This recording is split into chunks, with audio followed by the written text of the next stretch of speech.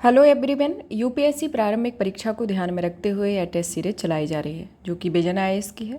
इसमें अभी तक इसके 11 मेजर टेस्ट ऑलरेडी कवर किए जा चुके हैं। अभी प्रेजेंट में आपका 12वां टेस्ट चल रहा है, जिसमें 12वें के पार्ट ए और पार्ट बी यानी कि ए और बी के अंतर्गत इसको कवर किया जा रहा है। क्योंकि ए के अंतर्गत आपका अभी 9:30 से बजे अपलोड किया गया था कि आप उस टेस्ट पेपर को लगा लें कि आप 50 क्वेश्चन को कवर कर लेंगे। फिर अभी आपका जो अभी 2:30 बजे आपको ये दूसरा वाला टेस्ट पेपर दिया जा रहा है ताकि आप ये आगे के जो 50 क्वेश्चन हैं उनको सॉल्व कर लें।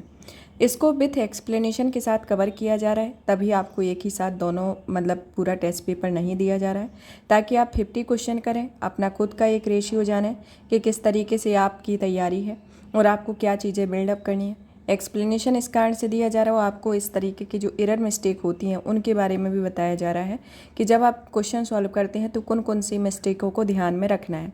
मैंने जब अभी ये आपका 12A वाला जो टेस्ट पेपर सॉल्व कराया है, जिसमें जो आपके पहले के 1 से 50 तक के 50 क्वेश्चन को सॉल्व कराया है, तो उसमें अलग से मेंशन करके बताया कि किस तरीके से कौन कौन सी एरर मिस्टेक के थ्रू क्वेश्चन गलत होते हैं। तो अगर आप इस तरीके की मिस्टेक नहीं करते हैं तो ऐसी कोई बात नहीं, आप अपनी प्रैक्टिस करते रहिए। और अगर जिसके द्वारा इस तरीके की मिस्टेक होती है तो वो ध्यान दे, क्योंकि ये आपके यूपीएससी के एग्ज़ाम में इसी तरीके के क्वेश्चन आते हैं, तो आपके ज़्यादातर कन्फ्यूजन में क्वेश्चन गलत होते हैं। तो ऐसी कोई कन्फ्यूजन ना हो, ऐसी कोई प्रॉब्लम ना हो, तभी उसी के लिए प्रैक्टिस की जाती है। तो आप इन क्वेश्चनों की डेली प्रैक्टिस करिए ताकि आपकी एग्ज़ाम बेहतर बने। चलिए तो अभी शुरू करते हैं। अभी हमारा जो चैप्टर है वो 12 कि इसके जो लास्ट जो 50 क्वेश्चन हैं उनको कवर करेंगे, जो 50 से 100 51 से 100 तक के रहेंगे। अभी इसका जो पहला वाला पार्ट किया गया उसमें 1 से 50 तक का किया गया, जो आपको पहले ही बता दिया गया है कि आपका 9:30 पे डाला गया है, जो कि आपके एग्ज़ाम के टाइम पे है। तो इसी टाइम पे आपका एग्ज़ाम होता है, उसी के संदर्भ में है। फिर आपका ये जो दूसरा वाला टेस्ट पेपर डाला जा रहा है वो आपका 2 बजे डाला जाएगा, 2:30 पे, ताकि आपका एक तरीके से 50 क्वेश्चन उस टाइम पे प्रैक्टिस कर लिए तो 50 क्वेश्चन इस टाइम पे प्रैक्टिस कर लो, तो दोनों फेज में आपके क्वेश्चन हो जाएंगे। रही बात सीसेट की, तो सीसेट का कुछ दिन बाद आपको प्रैक्टिस क्वेश्चन लाया जाएगा, साथ ही साथ उसको सीसेट के जो भी मुख्य इंपॉर्टेंट टॉपिक हैं उनको भी कवर किया जाएगा। चलिए तो शुरू करते हैं। हाँ, और पीडीएफ प्राप्त करने के लिए आप हमारे Telegram channel UPSC PSC with Diksha को ज्वाइन कर सकते हैं, जहाँ पर आपको इसकी पीडीएफ में अवेलेबल हो जाएगी। चलिए तो शुरू करते हैं। हमारा पहला क्वेश्चन आता है, परमाणु रिएक्टर के संदर्भ में क्रिटिकलिटी का क्या अर्थ होता है। आपको इसके संदर्भ में बताना है कि इनमें से कौन सा होता है।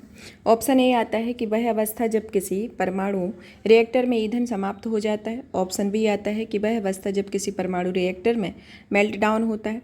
ऑप्शन सी आता है कि जब किसी परमाणु रिएक्टर में 100% श्रृंखला अभिक्रिया बनी रहती है। और ऑप्शन डी आता है कि वह स्थिति जब कोई परमाणु रिएक्टर अपने अधिकतम ऊर्जा स्तर पर कार्य कर रहा होता है। तो इसके अंतर्गत आपको बताना है कि क्रिटिकलिटी क्या होता है। तो क्रिटिकलिटी एक तरीके से वह बिंदु होता है जब किसी परमाणु रिएक्टर में 100% श्रृंखला अभिक्रिया बनी रहती है। और हाल ही में गुजरात के काकरापारा परमाणु ऊर्जा परियोजना की तीसरी इकाई में अपनी प्रथम क्रिटिकलिटी को हासिल कर लिया है। अब आता है नेक्स्ट क्वेश्चन कि ताम्रपाषाण काल के संदर्भ में निम्नलिखित कथनों में से कौन सा कथन सही नहीं है। तो इसके संदर्भ में बताना है, जिसमें पहला ऑप्शन ये आता है कि इस काल में काले और लाल मृदभांड का व्यापक रूप से प्रचलित मृदभांड थे।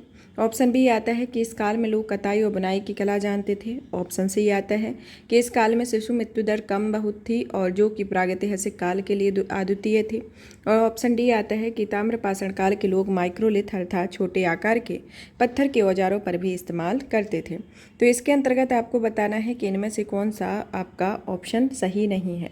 तो इसमें आपका पहला ऑप्शन ए, ऑप्शन बी और ऑप्शन डी तीनों ही सही है, लेकिन आपका जो ऑप्शन सी है वह सही नहीं है।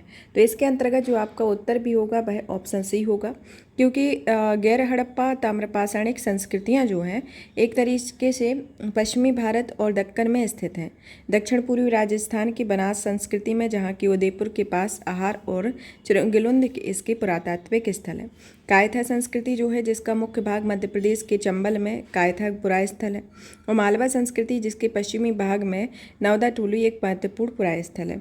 और उजोरबे संस्कृति जो कि जिसके मुख्य क्षेत्र महाराष्ट्र के पुणे के पास इनाम गांव और चंदौली आते हैं। तो इसके संदर्भ में ये आपकी हड़प्पा की जो गैर हड़प्पाई संस्कृति है उसके संदर्भ में, गैर हड़प्पाई संस्कृति जो है वह समुदायों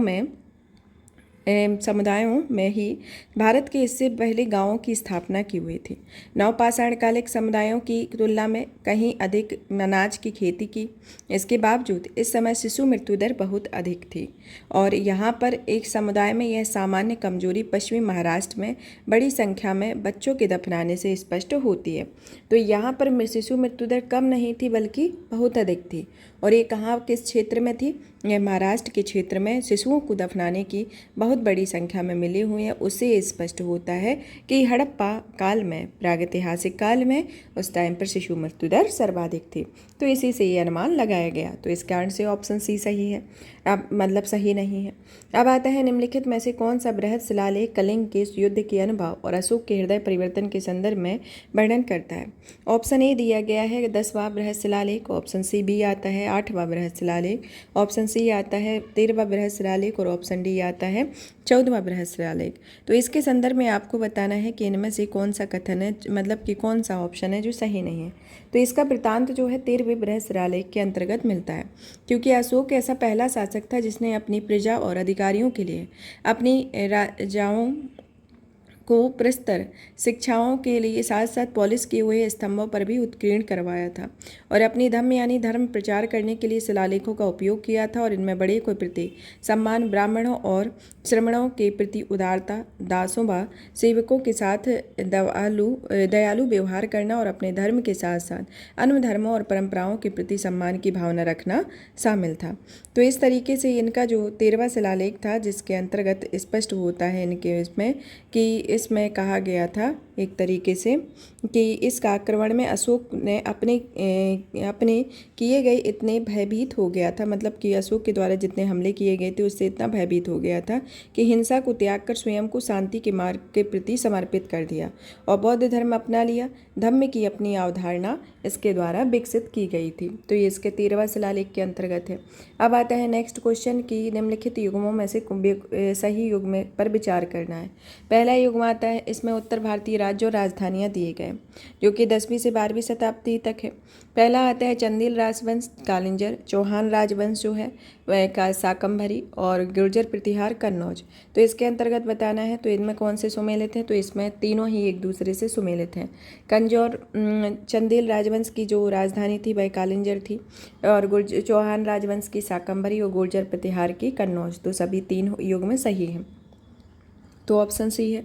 नेक्स्ट क्वेश्चन आता है 55 नंबर का कि निम्नलिखित पर विचार कीजिए।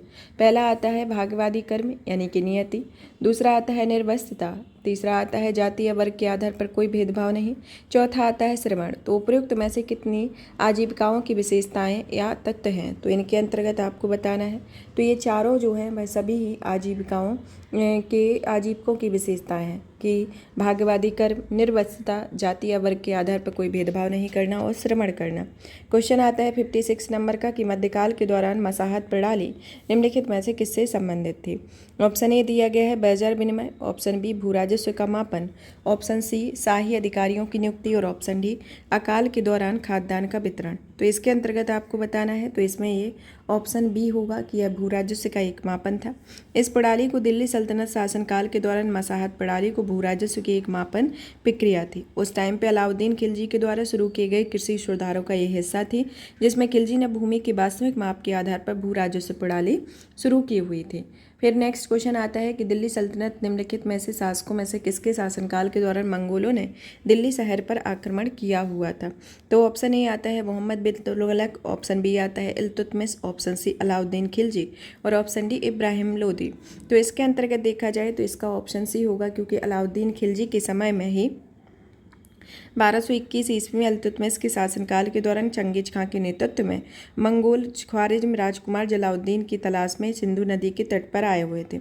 जलाउद्दीन नदी पार करके भारत में प्रवेश कर गया था और 3 महीनों तक सिंधु के तट पर रहने के बावजूद चंगेज खां ने भारत में प्रवेश नहीं किया। इसके बजाय उसने अपना ध्यान ख्वारिज्म साम्राज्य के शेष हिस्सों को जीतने के लिए किया हुआ था। और अलाउद्दीन खिलजी के समय में पहली बार मंगोलों ने दिल्ली पर अपना शासन स्थापित करने के लिए गंभीर अभियान 1299 ईस्वी में शुरू किया हुआ था। और यह अभियान जब तुगलक ख्वाजा के नेतृत्व में मंगोल सेना ने शहर के कई इलाकों में प्रवेश किया तो 1303 ईस्वी में मंगोलों ने पुनः आक्रमण किया और दिल्ली के लोगों को कई कठिनाइयों का सामना करना पड़ा। और इन दोनों ही अवसरों पर मंगोलों को कुछ भी हासिल किए बिना पीछे हटने के लिए बाध्य होना पड़ा। इन दोनों अवसरों पर दिल्ली सल्तनत का शासक अलाउद्दीन खिलजी था और इब्राहिम लोदी के शासनकाल में कोई मंगोल आक्रमण नहीं हुए थे। तो इस तरीके से आपका ऑप्शन सी होगा। नेक्स्ट क्वेश्चन आता है 58 नंबर का, जिसमें पूछा गया है कि शहरी अवसंरचना विकास निधि के संदर्भ में या UIFDF के संदर्भ में निम्नलिखित कथनों पर विचार कीजिए। पहला आता है कि UIDF 10 लाख या उससे अधिक आबादी वाले मेट्रो शहरों पर ध्यान केंद्रित करेगी।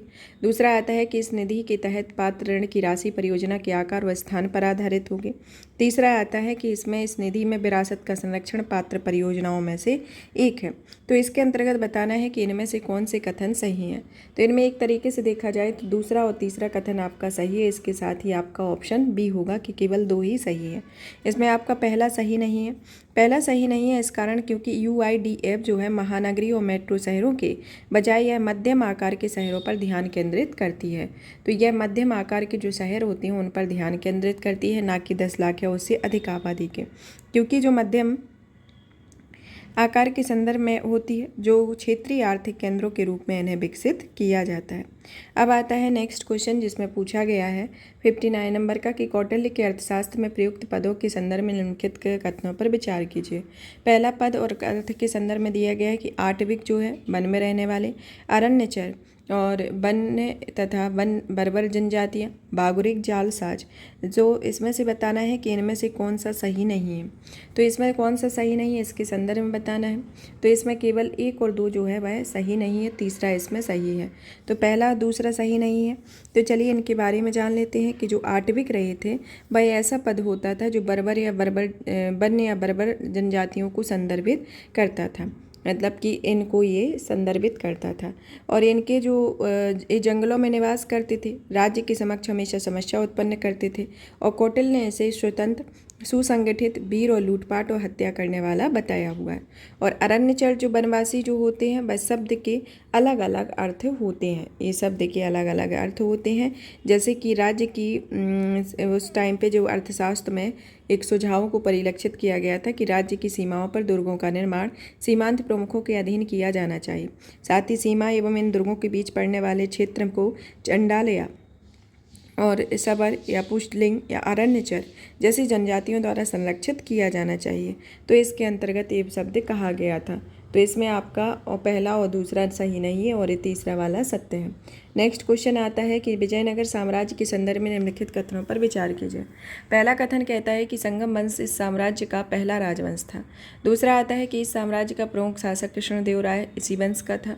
तीसरा आता है कि 1565 ईस्वी में कृष्णदेव राय की सेना को बीजापुर, अहमदनगर और गोलकुंडा की संयुक्त सेनाओं ने राक्षसी तांगड़े के युद्ध में पराजित कर दिया था। तो इसके अंतर्गत आपको बताना है कि यह इनमें से कितने कथन सही हैं।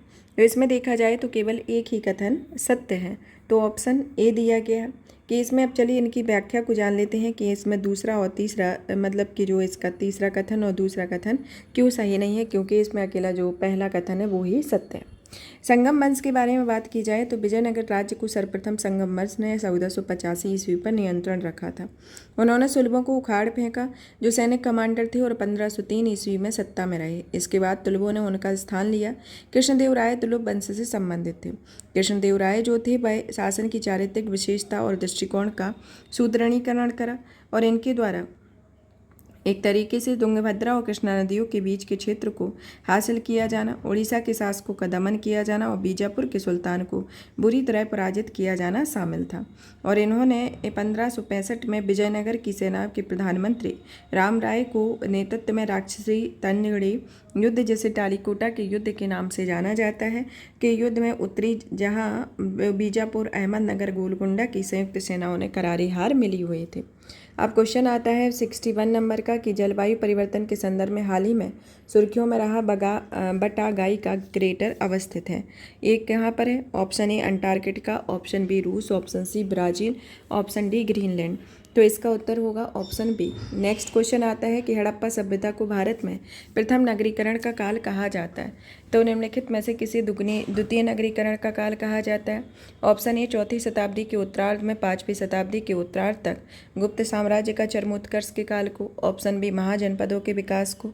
ऑप्शन सी मौर्यों के पतन के बाद मजबूत क्षेत्रीय राज्यों की स्थापना को। और ऑप्शन डी आता है भारत के दक्षिणी भाग के राज्यों के उदय को। तो इसके अंतर्गत ऑप्शन बी होगा, क्योंकि महाजनपदों के काल को दूसरा नगरीकरण कहा जाता है। नेक्स्ट क्वेश्चन आता है कि मध्यकाल के संदर्भ में तुगलमा और या अरबा शब्द किससे संबंधित है। ऑप्शन ए आता है इसमें तुगलक वंश के दौरान लिखे गए सल्तनतकालीन वृत्तांत से। ऑप्शन बी आता है पानीपत के प्रथम युद्ध के दौरान बाबर द्वारा प्रयुक्त रणनीतियों से। ऑप्शन सी आता है चाय की विभिन्न किस्में जिन्हें चीन से आयात किया जाता था। ऑप्शन डी आता है कि पहाड़ी क्षेत्र में विकसित क्षेत्रीय कला शैलियों से। तो इसके अंतर्गत बात की जाए तो ये दोनों जो शब्द हैं ये पानीपत के प्रथम युद्ध के दौरान बाबर द्वारा प्रयुक्त रणनीतियाँ थीं, जिनको ये तुगलमा या अरबा शब्द संबंधित था। नेक्स्ट क्वेश्चन आता है कि निम्नलिखित राजाओं में से किसे यूनानियों द्वारा अमितोचेट या अमित घात कहा गया, जिसका अर्थ है शत्रुओं का नाश करने वाला। ऑप्शन ए दिया गया है चंद्रगुप्त मौर्य। ऑप्शन बी दिया गया है Samudragupta. Option C Ajatashatru. Option D Bindusara. तो इसके अंतर्गत जो अमित घात है जो है बिंदुसार को कहा गया, तो ऑप्शन डी होगा। नेक्स्ट क्वेश्चन आता है कि निम्नलिखित किस्तों पर विचार कीजिए। पहला आता है लाजवर्द, मोती, कार्नेलियन, ऊन और चांदी। उपयुक्त में से कितनी वस्तुएं मेसोपोटामिया द्वारा हड़प्पा से आयात की जाती थी। तो इसके संदर्भ में बताना है। तो इसमें देखा जाए तो ऑप्शन बी है कि केवल 3 ही वस्तुएं थी, ये इनके अंतर्गत जो भी इसमें दी गई हैं जिनका आयात किया जाता है। चलिए तो इनके संदर्भ में व्याख्या को जान लेते हैं कि हड़प्पा सभ्यता में एक तरीके से देखा जाए तो जब मेसोपोटामिया में लोहा, सितामा, कार्नेसियाई हाथीदांत, सीपियाँ, लाजवर्द, मोती और ब्यूनर्स आबूनूस आबाद करता था और मेसोनियाई हड़प्पा क्षेत्र में मैशुहा के नाम से संशोधित करता था। मेसोपोटामिया में हड़प्पा को निर्यात की जाने वाली वस्तुओं में तैयार वस्त्र, ऊन, इत्र, चमड़े के उत्पाद थे। वस्त्र के थे, ऊन के थे, चमड़े के थे, इस तरीके के इनके निर्यात किए जाते थे। ऐसी वस्तुएं के शामिल थीं और इनमें चांदी के अतिरिक्त सभी वस्तुएं नहवान कहलाती थीं। चांदी के अतिरिक्त जो वस्तुएं होती थीं वह नहवान कहलाती थी और इसका मुख्य कारण रहा होगा कि जिसकी वजह से हड़प्पा के स्थलों में अवशेष नहीं मिले हुए हैं। तो इस तरीके से यहाँ की हड़प्पा सभ्यता में ये स्थितियाँ देखने को मिलती हैं। तो इसमें ये लाजवर्द भी होगा। तो लाजवर्द, ऊन और चांदी इसके अंतर्गत केवल तीन आते हैं। अब क्वेश्चन आता है कि कलमकारी चित्रकला के संदर्भ में निम्नलिखित कथनों पर विचार कीजिए। और पहला कथन दिया जाता है कि श्री कालाहस्ती या आंध्र प्रदेश में कलमकारी चित्रकला सबसे प्रसिद्ध थी। दूसरा कथन आता है कि तमिलनाडु में करूप पर कलमकारी चित्रकला को हाल ही में भौगोलिक संकेतक टैग प्राप्त हुआ है। तीसरा आता है कि मछलीपट्टनम कलमकारी फारसी रूपांकनों और डिजाइनों से व्यापक रूप से प्रभावित था। तो उपयुक्त कथनों में से कौन से कथन सही हैं? तो इसमें देखा जाए तो आपके तीनों ही कथन सत्य हैं। तो इसमें ऑप्शन सी होगा कि यह इसके संदर्भ में कलमकारी चित्रकला के संदर्भ में तीनों सही हैं कि इसे श्री कालाहस्ती या आंध्र प्रदेश में कलमकारी चित्रकला का सबसे प्रसिद्ध केंद्र था। तमिलनाडु में करूपुर कलमकारी चित्रकला को हाल ही में भौगोलिक संकेतक दिया गया। मछलीपट्टनम कलमकारी पारसी रूपांकनों और डिजाइन में व्यापक रूप से प्रभावित थी। अब नेक्स्ट क्वेश्चन आता है इसमें कि यूरोपियन स्काई शील्ड इनिशिएटिव के संदर्भ में निम्नलिखित कथनों पर विचार कीजिए। पहला कथन कहता है कि इसका उद्देश्य यूरोप में रात्रिकालीन आकाश में प्रकाश प्रदूषण को रोकना है। दूसरा कथन आता है इसके अंतर्गत कि यह यूरोपीय अंतरिक्ष एजेंसी और यूनेस्को की संयुक्त पहल है। तीसरा आता है इसमें कि फ्रांस इस पहल का सदस्य नहीं है। तो आपको बताना है कि उपयुक्त कथनों में से कौन सा कथन सही है। तो इसके अंतर्गत देखा जाए तो एक तरीके से ऑप्शन ए होगा, क्योंकि इसमें केवल एक ही कथन सत्य है। इस पहल का जो फ्रांस है इस पहल का सदस्य नहीं है, क्योंकि वर्तमान में इसमें एक तरीके से 19 सदस्य देश हैं। तो इस कारण से आपका पहला ही कथन इसमें सही है और जो पहला और दूसरा जो है वह गलत है कि इसमें ऑस्ट्रेलिया और स्विट्जरलैंड यूरोपीय स्काईज शील्ड इनिशिएटिव नामक एक क्षेत्रीय समूह में शामिल हो गए हैं और यह यूरोप के भीतर बदलती परिस्थितियों को दर्शाता है। इस पहल को यूक्रेन पर रूस से हमले के लिए एक साझा हवाई रक्षा कवच विकसित करने के लिए शुरू किया गया है। इसका उद्देश्य नाटो की एकीकृत वायु मिसाइल रक्षा प्रणाली को मजबूत करने के लिए एक यूरोपीय वायु मिसाइल रक्षा प्रणाली स्थापित करना होता है। अब क्वेश्चन आता है नेक्स्ट 68 नंबर का, जिसमें पूछा गया है कि मध्यकालीन भारत के एक व्यक्ति के संदर्भ में निम्नलिखित कथनों पर विचार कीजिए। पहला आता है कि वह फारस का एक व्यापारी था। दूसरा आता है कि वह सैन्य कौशल में पारंगत तथा उसे कोंकण और गोवा पर विजय प्राप्त की थी। तीसरा आता है कि उसने बीदर में एक कॉलेज बनाने के लिए दान दिया था। चौथा आता है कि उसने 1481 में मोहम्मद साहिब तृतीय द्वारा प्रताड़ित किया गया और मृत्युदंड दिया गया। तो इसके अंतर्गत बताना है कि इनमें से किस व्यक्ति का ये वर्णन किया गया। तो ये आपके मोहम्मद गवाह रहे जिनके अंतर्गत ये चारों कथनों का वर्णन किया गया है। तो ऑप्शन ए होगा। नेक्स्ट क्वेश्चन आता है कि मुगल काल के संदर्भ में निम्नलिखित कथनों पर विचार कीजिए जिनमें से कौन सा सही नहीं है। ऑप्शन ए आता है कि भारतीय संगीत पर सबसे अधिक पुस्तकें औरंगजेब के काल में लिखी गई थी। ऑप्शन बी आता है कि मुगल शासकों ने विशेष रूप से निर्मित खिड़कियों के माध्यम से झरोखा दर्शन की प्रथा शुरू की थी। ऑप्शन सी आता है मीर सैयद अली और अब्दुल समद जिन्होंने पांडुलिपियों को चित्रित किया था, उन्हें हुमायूं द्वारा फारस में लाया गया था। ऑप्शन डी आता है कि मुगल काल के दौरान दसवंत एकमात्र हिंदू चित्रकार थे। तो इस तरीके से ये प्रमुख के संदर्भ में आती हैं। तो इसमें देखा जाए तो ऑप्शन डी है, क्योंकि इस टाइम पे ऑप्शन डी मतलब कि मुगल काल के दौरान दसवंत एकमात्र हिंदू चित्रकार नहीं थे, क्योंकि इनके साथ और भी एक चित्रकार थे, तो ये एकमात्र नहीं थे। तो इस कारण से ऑप्शन डी इसमें होगा। और ये आगे के जो तीन कथन हैं वह तीनों ही सही हैं। आपको बता दें कि हमारे द्वारा एक मतलब कि एनसीईआरटी की सीरीज चलाई गई थी, जिसमें आपकी 11th और 12th की एनसीईआरटी जो आपकी रामशरण शुक्ल, सतीश चंद्र और बिपिन चंद्रा जो 11th और 12th की एनसीईआरटी से, जिससे एक तरीके से देखा जाए तो पूरी हिस्ट्री कवर हो जाती है कि अगर आपके पास कम समय है तो आप अगर इन तीनों एनसीईआरटी को पढ़ लेते हो आप, तो आपका एंशिएंट, मेडाइवल और मॉडर्न तीनों ही आपके बहुत अच्छे से कवर हो जाएंगे।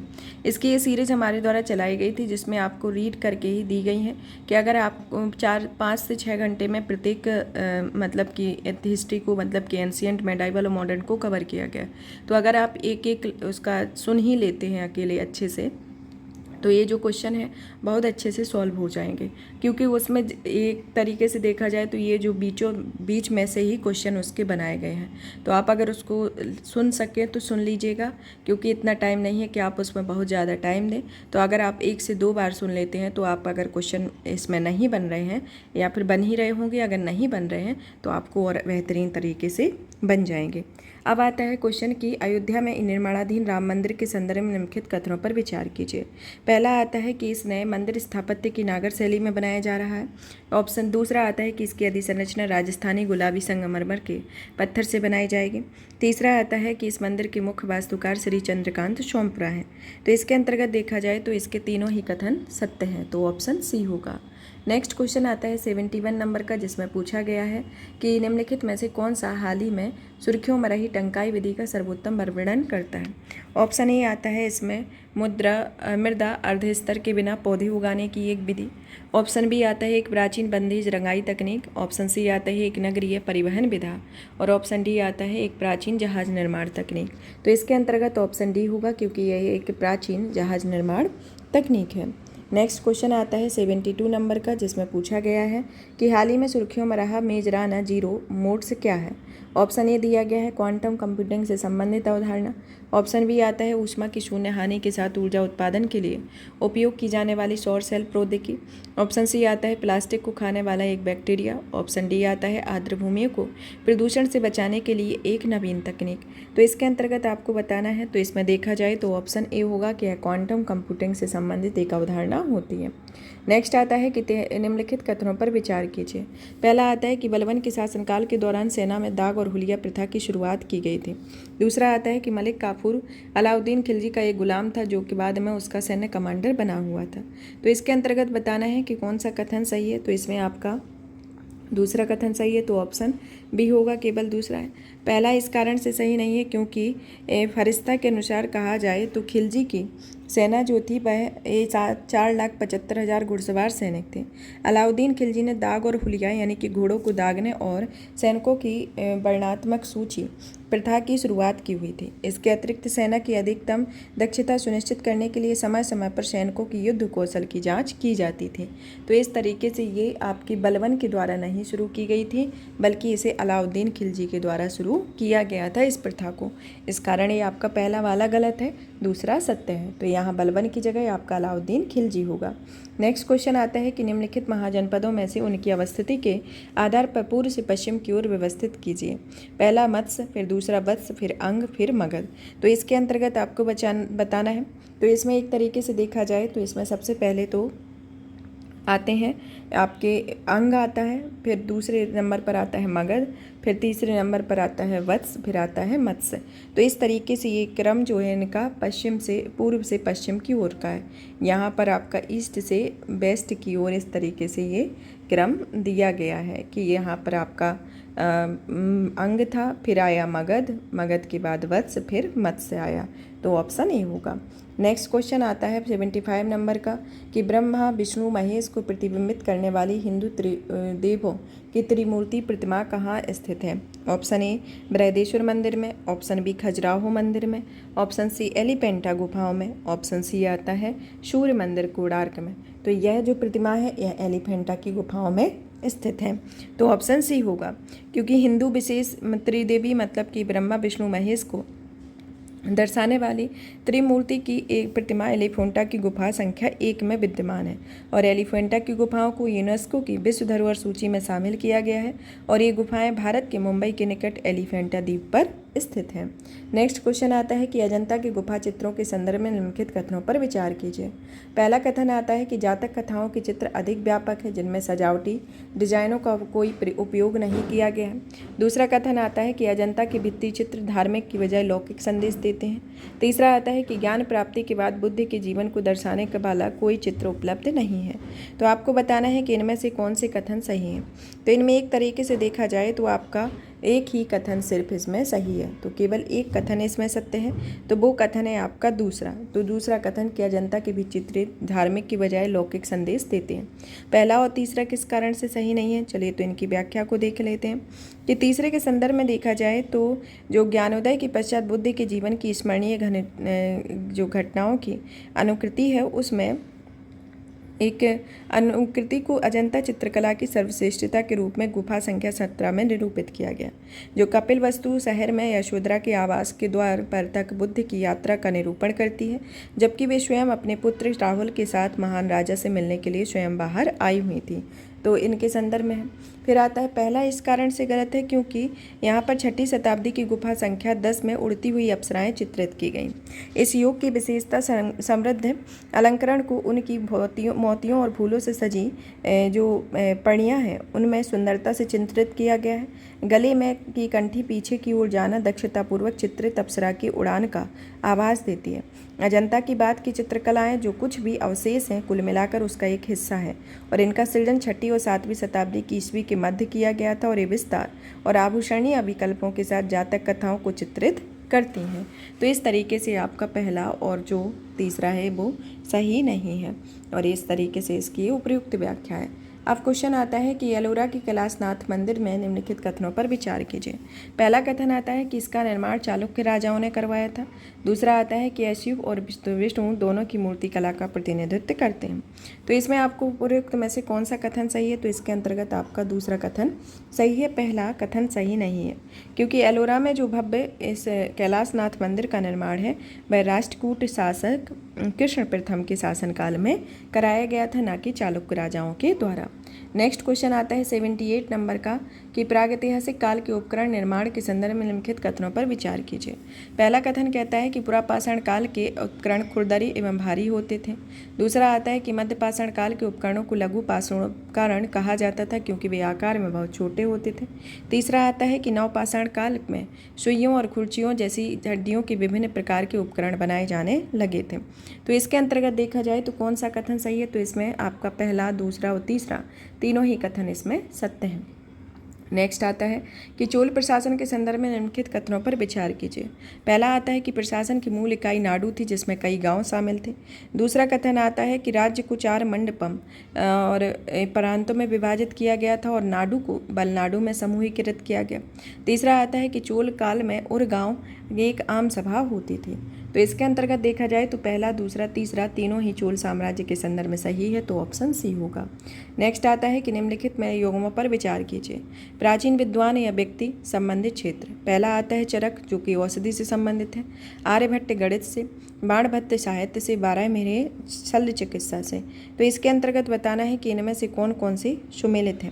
तो इनमें एक तरीके से देखा जाए तो 3 इसमें सुमेलित हैं, केवल 3 ही सुमेलित हैं कि चरक जो है औषधि से संबंधित है, आर्यभट्ट गणित से, बाणभट्ट साहित्य से और बारहमेर जो है वह शल्य चिकित्सा से संबंधित ना होकर वह ज्योतिष शास्त्र या खगोल शास्त्री रहे थे और ये भारत के वर्तमान मध्य प्रदेश के उज्जैन में रहते थे।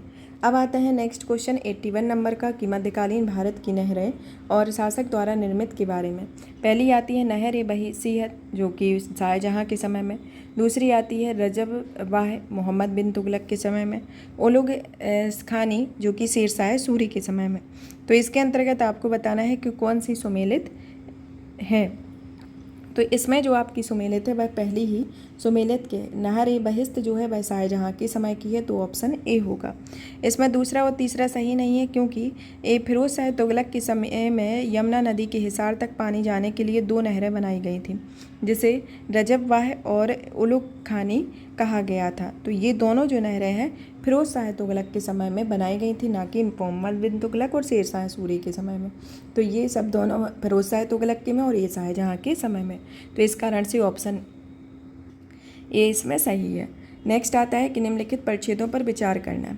इसे परिच्छेद दिया गया है कि इसे भारत का पहला निजी हिल स्टेशन कहा जाता है। यह पश्चिमी घाट की मुलसी घाटी में स्थित है।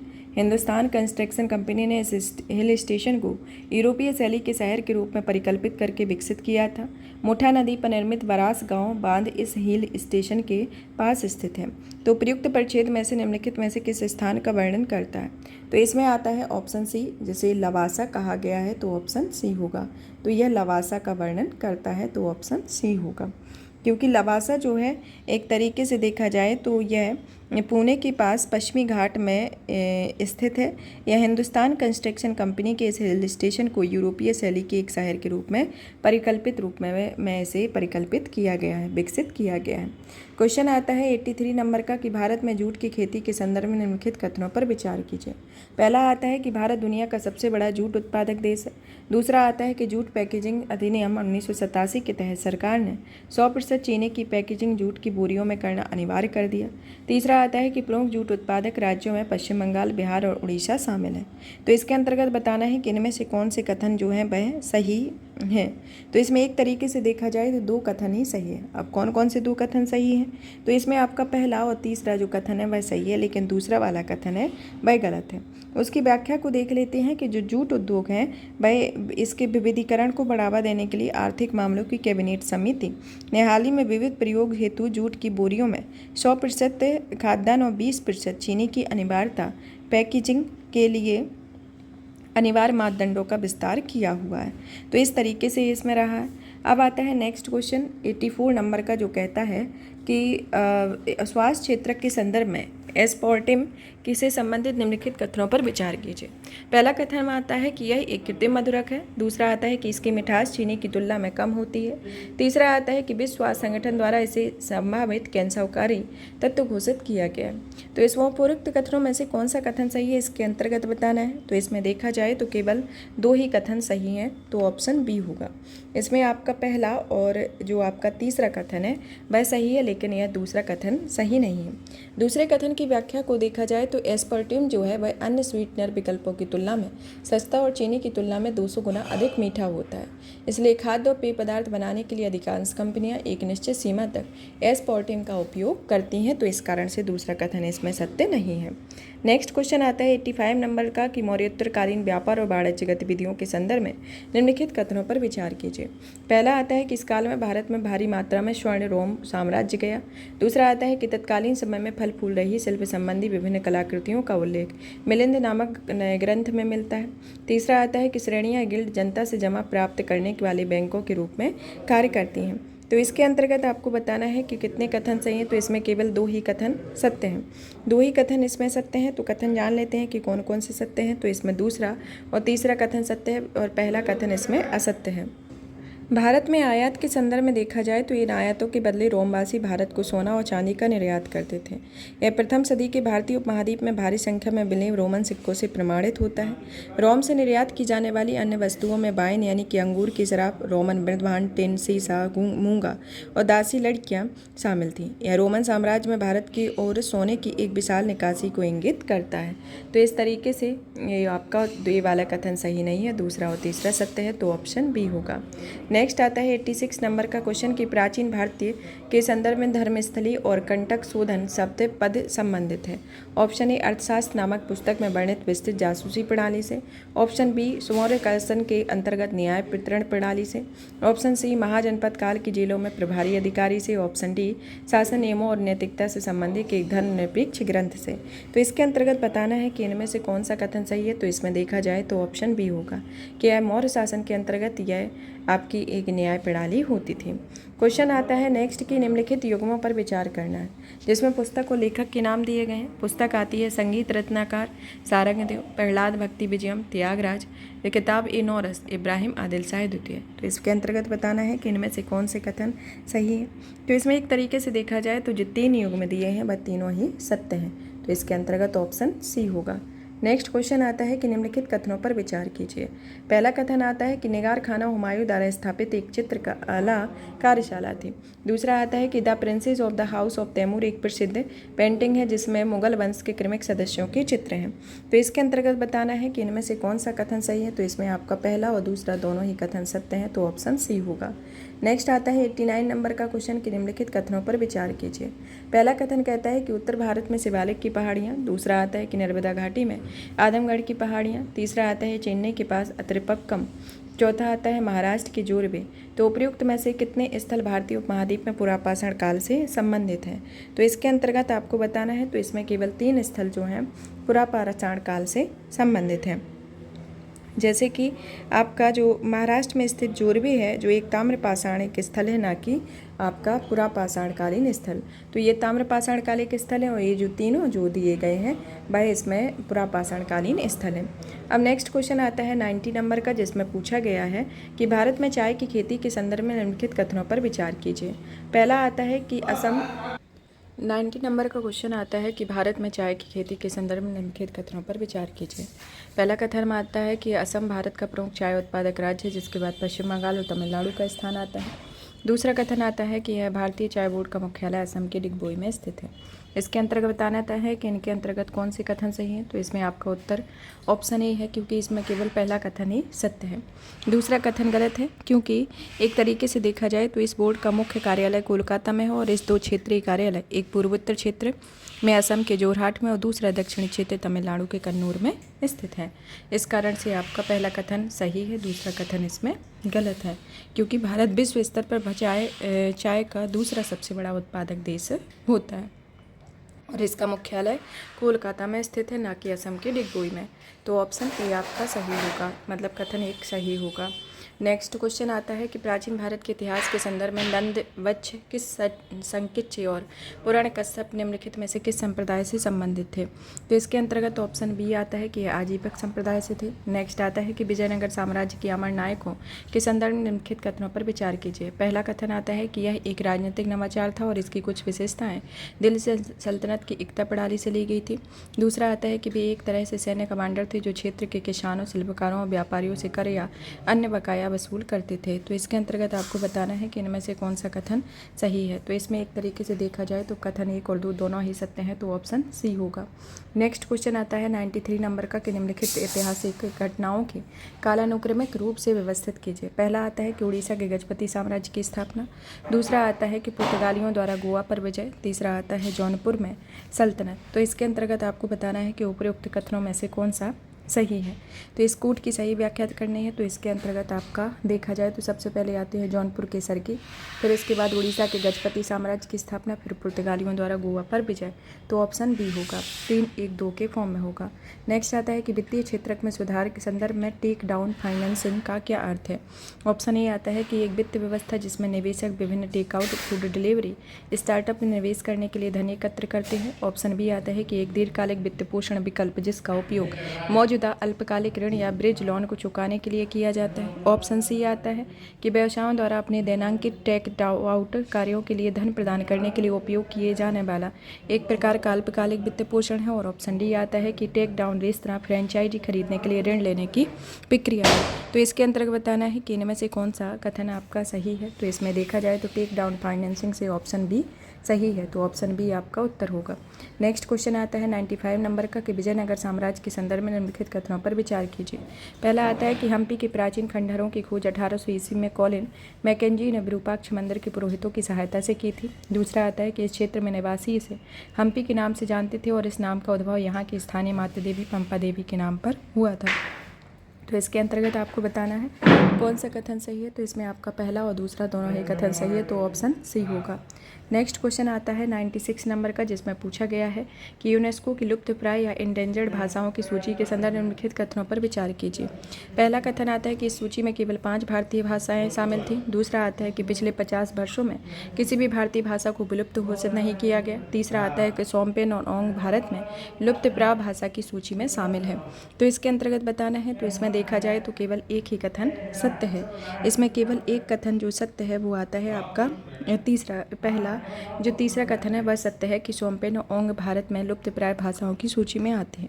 दूसरे कथन के अंतर्गत देखा जाए तो इसमें आता है कि बड़ोदरा स्थित भाषा रिजर्व एंड पब्लिक सेंटर और गुजरात में स्थित आदिवासी अकादमी के अनुसार पिछले 50 वर्षों के अंडमान की बो भाषा और सिक्किम की मासी भाषा सहित 250 से अधिक भाषाएं भारत में विलुप्त हो गई हैं।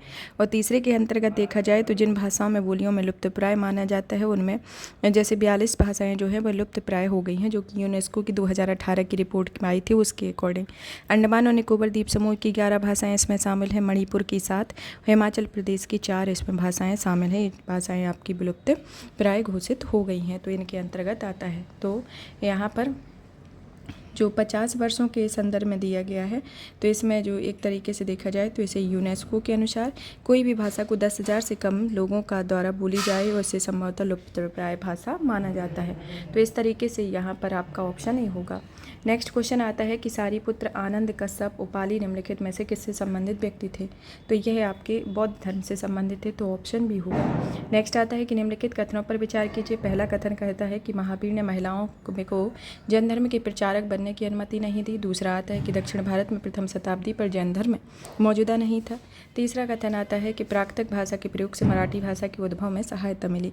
तो इसके अंतर्गत बताना है कि इनमें कौन सा कथन सत्य है। तो इसमें आपका तीसरा कथन सही, केवल तीसरा ही सही है कि प्राकृतिक भाषा के प्रयोग से मराठी भाषा की उद्धृत किया गया। इसमें पहला और दूसरा जो है वह कथन गलत है, क्योंकि पहली भाषा के कथन के अंतर्गत देखा जाए तो जैन धर्म का प्रसार करने के लिए महावीर ने अपने अनुयायियों का एक संघ बनाया जिसमें पुरुषों और महिलाओं दोनों को प्रवेश की अनुमति दी गई और ऐसा कहा जाता है कि अनुयायियों की संख्या 14,000 थी। और दूसरे कथन के अंतर्गत देखा जाए तो 4वीं शताब्दी ईसा पूर्व में जैन धर्म का प्रसार कलिंग तक और दूसरी शताब्दी ईसा पूर्व में तमिलनाडु तक हो गया था। पहली शताब्दी ईसा पूर्व में जैन धर्म को कलिंग के राजा खारवेल का संरक्षण प्राप्त था और बाद में शताब्दियों में जैन धर्म का प्रसार मालवा, गुजरात और राजस्थान तक हो गया था। तो इस कारण से आपका पहला और दूसरा कथन गलत है और तीसरा कथन इसमें सत्य है। नेक्स्ट क्वेश्चन आता है 99 नंबर का क्वेश्चन कि भारत में सांस्कृतिक और धार्मिक इतिहास के संदर्भ में निम्नलिखित कथनों में से कौन सा ब्रात्य शब्द का सर्वोत्तम वर्णन करता है। ऑप्शन ए आता है एक आर्य जिसे स्वधर्म त्याग दिया था और अब वह वेदों में विश्वास नहीं रखता था। ऑप्शन बी आता है हिंदू धर्म में एक प्रबुद्ध अध्यात्म गुरु। ऑप्शन सी आता है परंपरागत भारतीय शास्त्रीय संगीत में प्रयोग किया जाने वाला एक प्रकार का संगीत वाद्य यंत्र।